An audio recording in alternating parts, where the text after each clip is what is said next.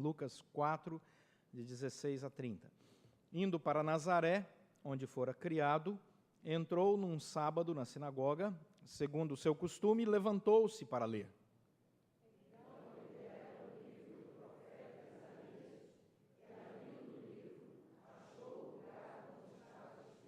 O Espírito do Senhor está sobre mim, pelo que me ungiu para evangelizar os pobres, enviou-me para proclamar libertação aos cativos e restauração da vista aos cegos, para pôr em liberdade os oprimidos. Tendo fechado o livro, devolveu ao assistente e sentou-se, e todos na sinagoga tinham os olhos fitos nele.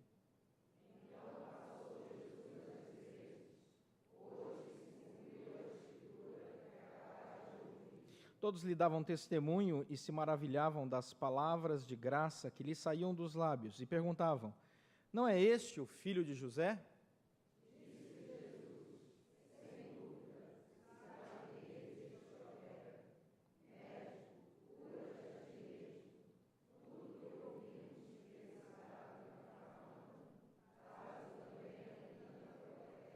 E prosseguiu: de fato vos afirmo que nenhum profeta é bem recebido na sua própria terra.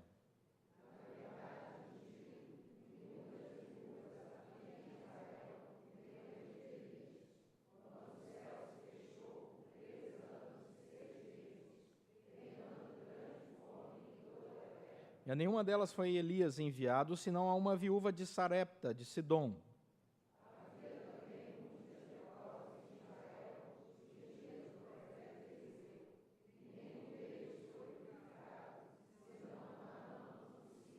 Todos na sinagoga, ouvindo essas coisas, se encheram de ira.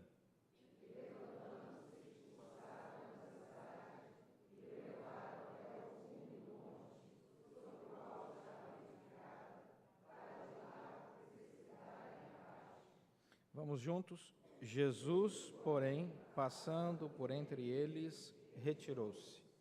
Vamos ler novamente só o verso 30. Jesus, porém, passando por entre eles, retirou-se. Vamos orar.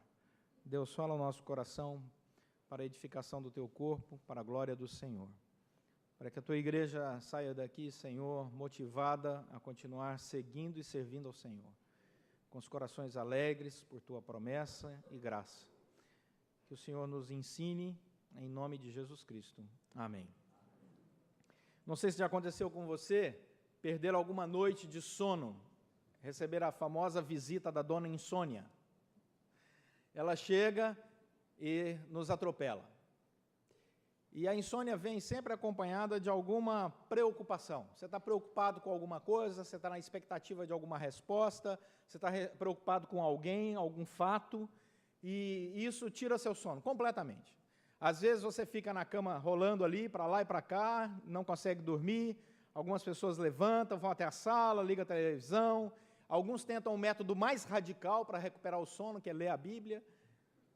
Horas e horas e nada, o sono não vem. E aquilo vai ocupando a sua mente, vai te perturbando e atrapalha o próximo dia, porque você não está bem no outro dia por causa dessa preocupação.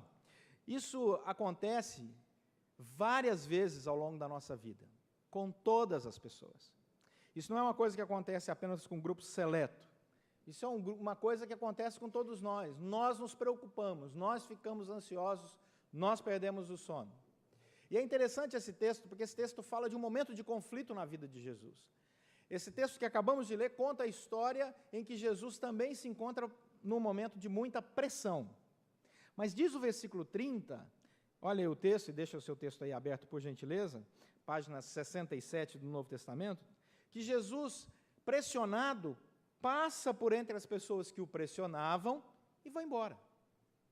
É interessante porque boa parte dos comentaristas não se preocupam com esse versículo. Você não encontra nos comentaristas bíblicos, nos teólogos, alguma análise mais profunda desse versículo 30. O fato de que Jesus, diante de uma tremenda pressão, simplesmente, num determinado momento, passa por entre as pessoas que o pressionavam e vai embora. O que esse texto pode nos ensinar para enfrentarmos as situações de estresse na nossa vida? O que essa palavra e essa experiência de Jesus pode nos ajudar quando nós, assim como ele, nos vemos à beira do abismo? Porque ele foi conduzido para esse lugar, geograficamente falando. É interessante observar que a palavra passando, aí do versículo 30, é uma palavra que no grego significa geograficamente sair de um lugar para outro. Você vai dizer, é o óbvio ululante, pastor. Não, não é não. Poderia ser uma palavra na língua grega, que é a língua que foi escrita esse texto, que significasse, por exemplo, um passar espiritual. Poderia ser uma passagem espiritual, mas não é. Poderia ser um texto em que nós encontraríamos Jesus, por exemplo, convencendo as pessoas que estavam pressionando e empurrando ele ali na beira do abismo para a morte, usando um argumento forte. E aí passar seria uma palavra no grego usada para isso, mas não é não. É uma palavra que simplesmente significa que num determinado momento de profundo estresse, à beira do abismo, Jesus simplesmente se vira e vai embora, andando naturalmente. E isso chama a nossa atenção porque não há nada de sobrenatural, a princípio, numa primeira leitura, mesmo no texto grego. Só que por detrás dessa coisa natural, existe toda uma história sobrenatural. Existe um peso sobrenatural. Por detrás de toda a pressão da nossa vida, de todo o estresse da nossa vida, de toda a ansiedade da nossa vida, que nós achamos muito natural, e de certa forma o é, muitas vezes nós não percebemos que existe também uma pressão sobrenatural, um empurrar sobrenatural. Então, o que é que nós podemos aprender com Jesus nesse momento aqui? A primeira coisa, versículo 14, 15 e 22, é que Jesus é uma pessoa de uma popularidade enorme. Dá uma olhada no texto. Versículo 14 diz que Jesus estava no poder do Espírito, regressando já da Galileia para a Galileia, e a sua fama correu por toda a circunvizinhança. Jesus estava no momento de fama no seu ministério. Ele está iniciando o ministério e já era famoso. Ele era famoso porque ele tinha feito alguma coisa em Cafarnaum que chamou muita atenção das pessoas, com certeza milagres, e porque algo havia acontecido em Cafarnaum, agora as pessoas aqui se reúnem na Galileia para ouvi-lo, porque ele é uma pessoa famosa. Versículo 15. E ensinava nas sinagogas, sendo glorificado por todos. Todas as pessoas ali na sinagoga que estavam presentes, gostavam da palavra de Jesus, estavam ansiosos para ouvir Jesus e glorificavam a Ele. Tudo que Ele falava, o povo aplaudia. Coisa boa! É isso aí, Jesus. Continua. Versículo 22. Olha o que o texto diz. Todos lhe davam testemunho e se lhe maravilhavam das palavras de graça que lhe saíam dos lábios. Nem tinha milagre fisicamente, aqui no versículo 22, era só o discurso de Jesus que já era maravilhoso. E eles começaram a perguntar um para os outros, escuta, esse aí não é o filho de José? De onde sai tanta sabedoria? Nós conhecemos essa família, é uma família simples. Esse sujeito não tem todo esse grau de instrução, não. De onde sai tanta sabedoria? E aí nós percebemos que Jesus dá uma resposta.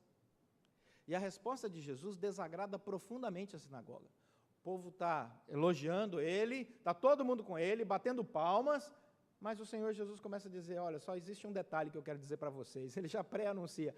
Sabe que o profeta na sua própria casa, ele não é muito bem recebido. E ele dá 2 exemplos. E esses 2 exemplos dentro da teologia judaica são péssimos para alguém que deseja popularidade. Mas Jesus não deseja popularidade. Jesus quer falar aos corações famintos. E ele usa 2 exemplos. O primeiro exemplo é um exemplo em que ele diz, olha, quero contar para vocês uma história de uma viúva de Sarepta de Sidom, ou seja, uma pessoa que não pertencia àquele grupo judaico extremamente religioso. Ele diz assim, ela foi alvo da graça de Deus, do cuidado de Deus. Segundo exemplo, Naamã, o sírio. Ele também não era desse grupo, mas foi alvo da graça de Deus. Quando ele diz isso, toda a popularidade de Jesus vai por água abaixo. E aí olha o que acontece no versículo 28 e 29. Começa uma crítica violenta ao seu ministério. Todos na sinagoga, os mesmos todos que antes estavam aplaudindo ele, ouvindo essas coisas, se encheram de ira. E, levantando-se, expulsaram da cidade, o levaram até o cume do monte, sobre o qual estava edificada, para de lá o precipitarem abaixo. É interessante porque Jesus sai do momento de fama, de aplauso, para um momento de tremenda crítica. O que ele fez? Só pregou o evangelho.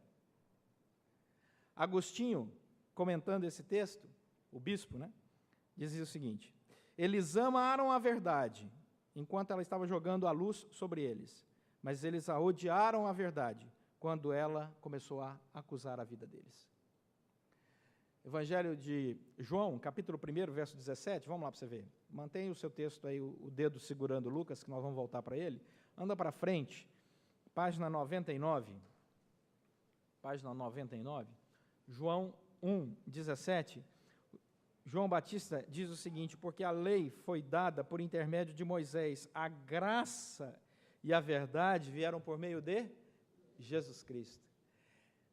Se você não usar os óculos da graça para ler a lei, você vai ficar deficitário no seu entendimento da palavra do Senhor. Eles odiaram a mensagem de Jesus, porque a mensagem de Jesus vinha cheio de graça. E para o legalista não tem coisa pior que a graça. A graça de Deus incomoda. Por exemplo, imaginem um ladrão condenado na cruz, nos últimos segundos de vida, se arrepende e vai para o céu. Já pensou? Isso é graça. Graça.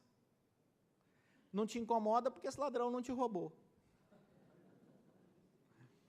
Pense num político ladrão. Eu sei que é difícil, mas pense. Não vou citar nome de ninguém. Imagina você chegar no céu, dar de cara com ele. Ele olha para você, você olha para ele e ele diz: e aí, meu irmão? E você diz: não é possível. E Deus diz assim: graça. Agora você entendeu o que é graça? Surpreendente graça. Cuidado com a graça de Deus. Ela pode ir contra os nossos mais profundos sentimentos de justiça.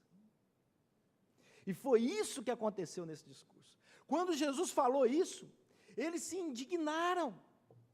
E Jesus saiu daquele momento de profunda popularidade para uma crítica de um grupo que quer matá-lo. Primeira coisa que nós temos que perceber: nos momentos em que nos sentimos pressionados, na beira do abismo, estresse sobre nós, é natural altos e baixos na nossa história.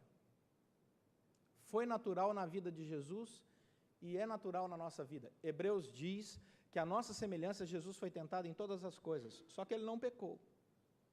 O que não é natural é você ficar embaixo o tempo todo, ou você ficar também em êxtase o tempo todo. Mas é natural, na vida cristã, você receber elogios um dia, crítica no outro, crítica no outro, crítica no outro, elogio no outro, que não é fácil também. É natural. Esse alto e baixo pertence à história da nossa vida. E isso não pode deixar que a nossa agenda, ao perceber altos e baixos, seja condescendente à queda do precipício. Não, Jesus nos ensina, é natural. Acostume com o fato de que muitas vezes, ao proclamar a verdade, ao proclamar aquilo que é luz, você será altamente criticado. E outras vezes o fato de que nós caímos, erramos, somos pecadores. O baixo acontece também nesses momentos. Então, isso é importante. Segunda coisa, para enfrentarmos esses momentos de estresse em que estamos à beira de um precipício, precisamos aprender com Jesus que o caminho não é fácil. O caminho para a salvação não é fácil. Jesus falou que a porta é estreita e apertada é o caminho que conduz à salvação. Não há como você ouvir um evangelho diferente desse, a não ser que você esteja ouvindo um outro evangelho, que diz que a porta é larga, o caminho é espaçoso, e que depois que você entrega a vida a Jesus, tudo é fácil. Não é. Jesus nunca disse isso. Olha o texto, versículo 28 e versículo 29. Há uma progressão no ódio. Começa com a ira. A ira levanta uma sociedade. Levantaram. A sociedade, na ira, parte por uma ação. expulsaram. A ação tem uma motivação, o desejo de matá-lo. E o desejo de matá-lo na ação conduz ele até o precipício. E é interessante porque nesse momento nós percebemos como as pessoas são descartáveis. Aquele Jesus que ensinava na sinagoga, falou uma coisa que eles não gostaram, vamos descartar. Esses relacionamentos mundanos são descartáveis. Vamos empurrá-lo, vamos levá-lo ali ao precipício. E é interessantíssimo, porque A.W. Tozer, no seu livro A Procura de Deus, diz que quando nós olhamos a sociedade, percebemos que esse é o papel da sociedade ímpia. A sociedade em que vivemos é força opressora que deseja jogar o cristão no precipício. A sociedade que vivemos é força opressora. A.W. Tozer diz, ao analisar as bem-aventuranças no Sermão do Monte, que as bem-aventuranças fornecem para nós um quadro fiel da raça humana. É só você inverter as bem-aventuranças que você vai encontrar o quadro fiel do que é essa raça humana perdida. Ele diz, no lugar da humildade de espírito, encontramos o orgulhoso no seu alto grau. No lugar do pranteador, encontramos no meio da sociedade aquelas pessoas que buscam somente os seus prazeres. Em vez de mansidão, por toda parte, nos cerca a arrogância. Ao contrário de fome e sede de justiça, só se ouve os homens exclamando, estou rico de bens e de nada tenho necessidade. Em vez de misericórdia, contemplamos a crueldade. Ao invés de pureza de coração, abundam os sentimentos e pensamentos corruptos nessa sociedade. Ao invés de encontrarmos pacificadores, encontramos homens irascíveis e rancorosos. E em lugar de regozijo em face das injúrias, vemos os homens revidando a afronta, com todas as armas ao seu alcance. Esta é a nossa sociedade. Leia-se de maneira inversa a proposta das bem-aventuranças. Então, quando nós olhamos essa sociedade, à luz da proposta de Deus para nós, percebemos que ela não aceita as propostas de Cristo, os valores de Deus, a força da palavra de Deus, ela vai empurrando o cristão para o precipício. E aquele que não está firme doutrinariamente cai. Cai e se machuca todo. E lá embaixo, sangrando, clama por socorro.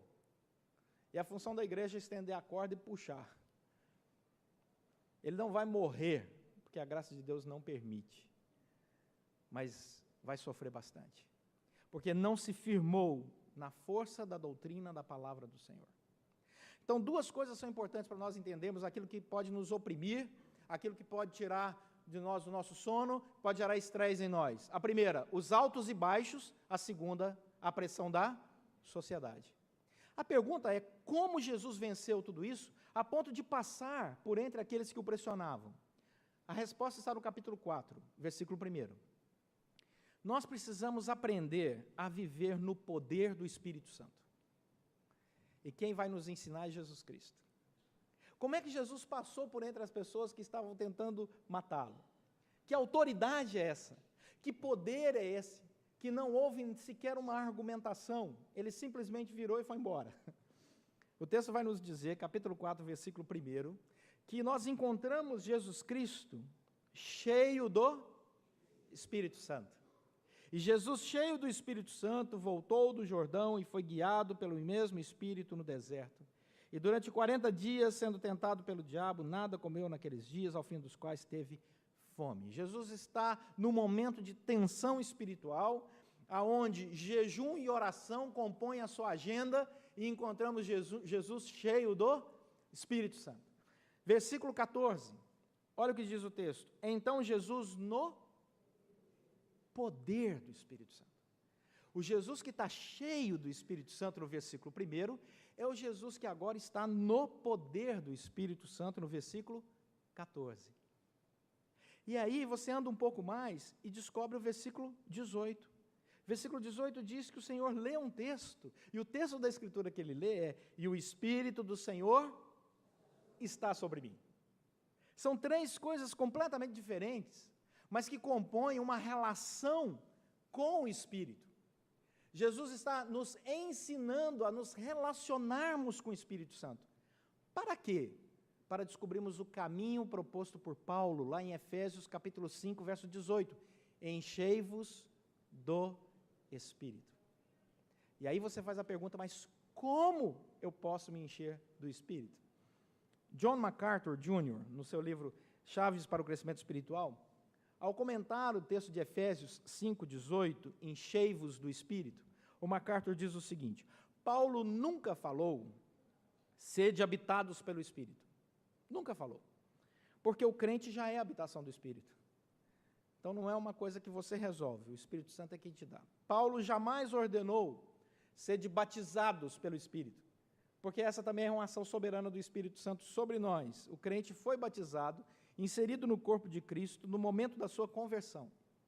Paulo não fala, sede selados pelo Espírito Santo, como se o crente pudesse fazer isso sozinho, porque isso também é algo que vem do próprio Senhor. Deus nos sela com o seu Espírito Santo. Deus nos habita pelo Espírito Santo. Deus nos batiza no Espírito Santo. Todas essas são bênçãos posicionais que ocorreram junto com a nossa salvação, e o Espírito Santo é quem nos deu. No entanto, o texto vai dizer, enchei-vos do Espírito, e essa é uma responsabilidade nossa. Essa é uma responsabilidade nossa. Então, quando nós nos sentimos oprimidos, pressionados, estressados, seja pelos altos e baixos da vida, seja pela sociedade e as preocupações que nós temos nessa vida, nós precisamos descobrir o privilégio de sermos cheios do Espírito Santo e buscarmos esta plenitude do Espírito.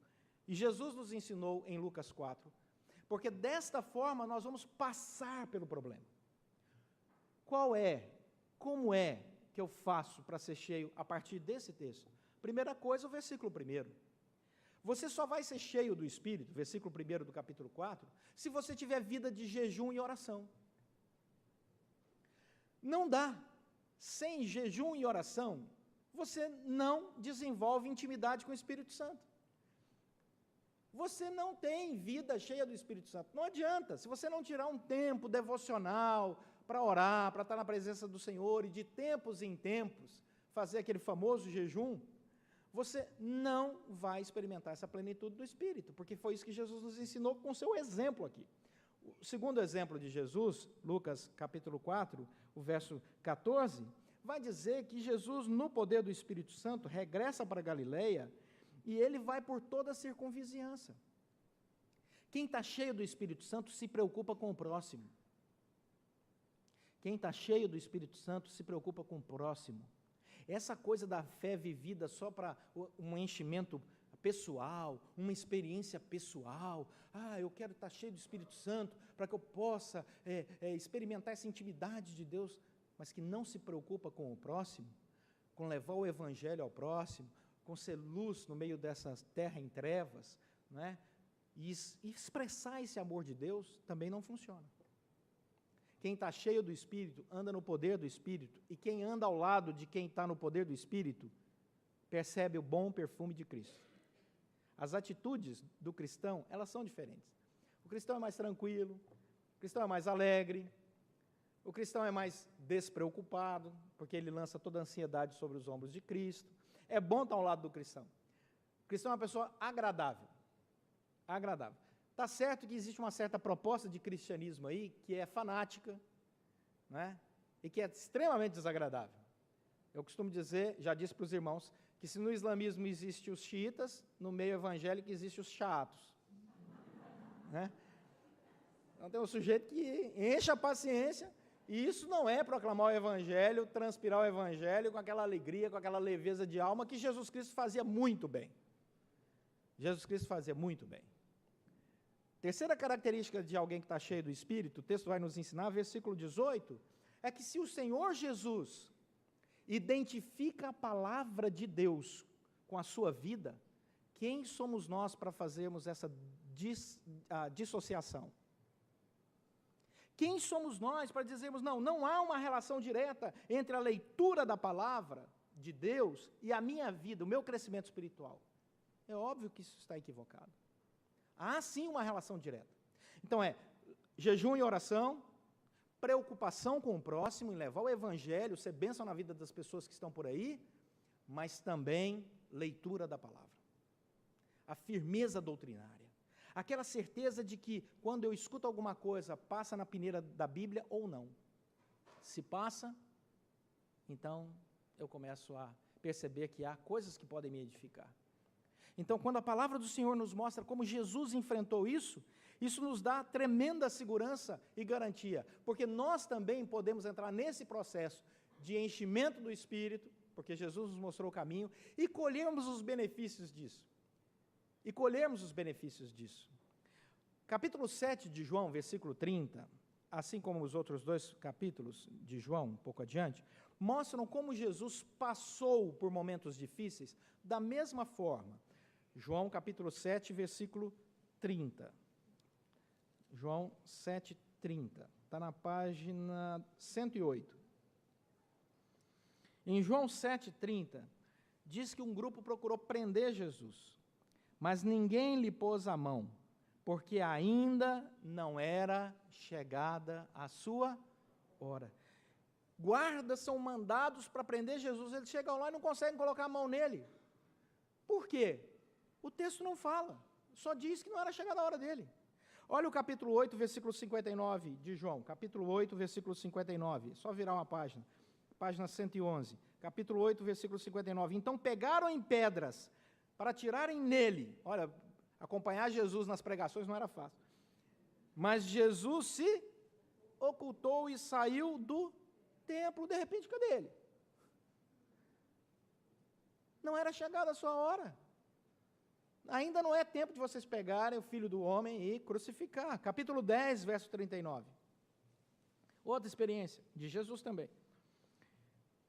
Jesus diz assim no verso 38, mas se faço e não me credes, crede nas obras, para que possais saber e compreender que o Pai está em mim e eu estou no Pai. Quando Jesus diz, o Pai está em mim e eu estou no Pai, um grupo judeu está ouvindo ele, como é que é? Você é igual ao Pai?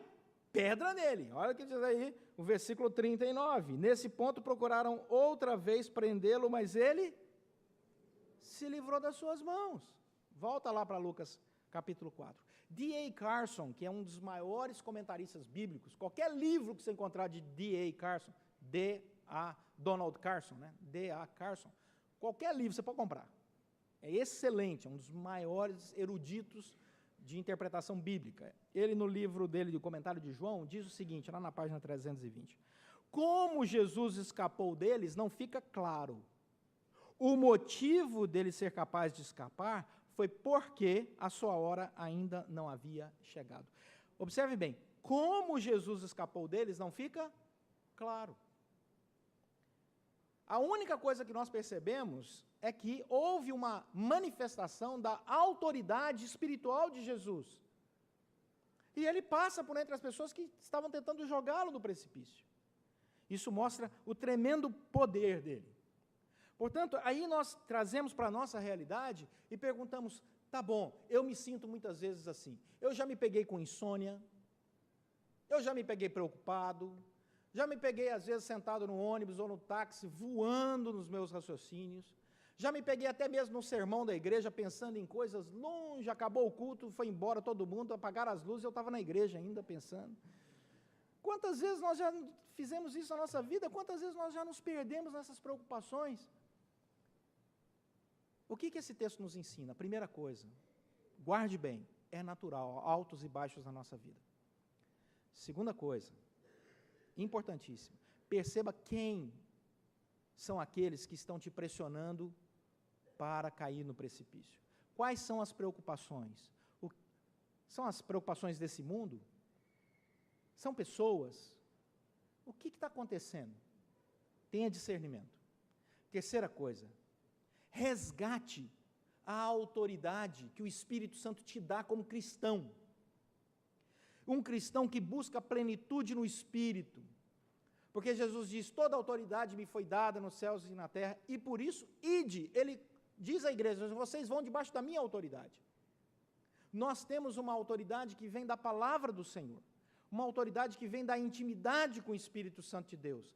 Portanto, resgate isso na sua vida através da oração, do jejum, da preocupação em consagrar o Evangelho, da leitura do Evangelho, de compartilhar o Evangelho com as pessoas. Viva essa plenitude, e Deus te dará uma autoridade, uma tranquilidade, uma segurança, que o precipício não será para você jamais um destino na sua história. Você vai até mesmo parar e virar pertinho da queda e dizer: dá licença, que agora, assim como Jesus, eu vou voltar para o caminho, vou passar no meio de toda essa opressão, de toda dessa pressão, e vou voltar à minha trajetória, porque ainda não é chegada a hora.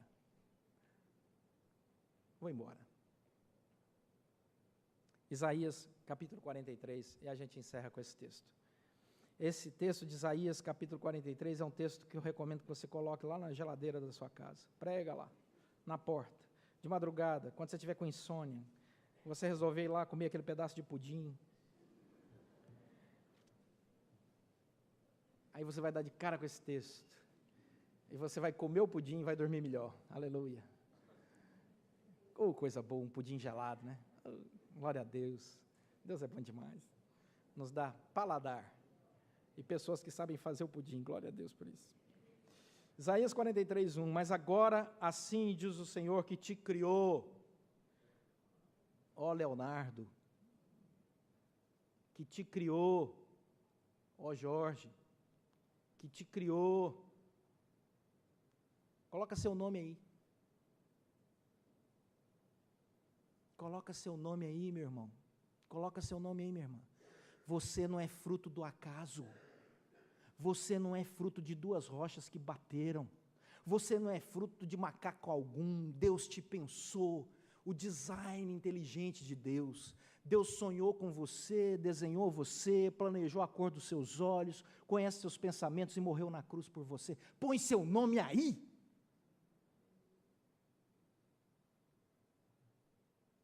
E que te formou. Ó Israel, não temas, porque eu te remi e chamei-te pelo teu nome. Tu és meu. Quando passares pelas águas, eu serei contigo. Quando pelos rios, eles não te submergirão.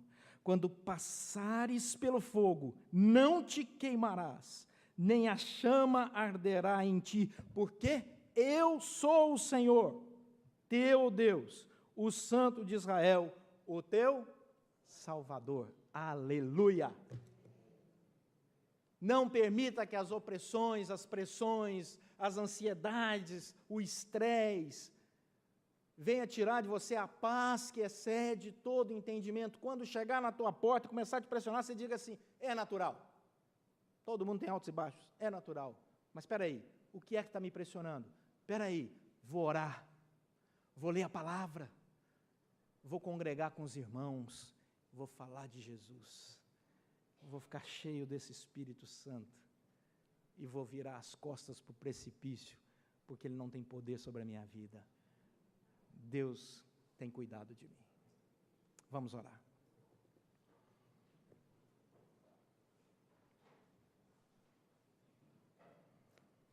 Queria que você fechasse seus olhos. É a casa de Deus, lugar construído para adorar o Senhor. Pedra sobre pedra foram colocados aqui para a glória de Deus. Fecha seus olhos e pensa aí com você, visita seu coração e coloca diante de Deus aquilo que tem te preocupado. Coloca diante de Deus. O que é que tem te preocupado? O que é que tem, muitas vezes, até tirado seu sono? Coloca diante de Deus. Fala: Senhor, me dá força. Me dá autoridade, intimidade no Espírito Santo. Ó Senhor, eu quero passar por entre toda essa pressão e opressão e ir embora vitorioso para a glória do Senhor. Para a glória do Senhor.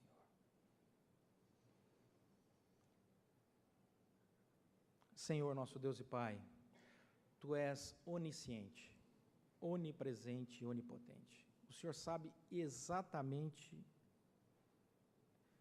o que está no coração de cada pessoa aqui nessa manhã, aqueles que nos acompanham pela internet no mundo inteiro. O Senhor sabe. Em nome de Jesus, retira esta pressão, esta opressão, em nome de Jesus Cristo. Tira toda a ansiedade, tira todo o estresse, toda a angústia, em nome de Jesus. Traz, ó Deus, a paz que excede todo o entendimento, a alegria do Senhor que é a nossa força, a certeza, a confiança, a fé de que nós pertencemos ao Senhor e em Ti faremos proezas para a glória do Senhor. Ó Senhor, fortalece a nossa caminhada, restaura, Senhor, a nossa alegria, a nossa força, a nossa comunhão contigo, e nos dê a alegria de testemunharmos que passamos, e em Cristo somos mais do que vencedores, pois oramos em nome de Jesus Cristo. Amém.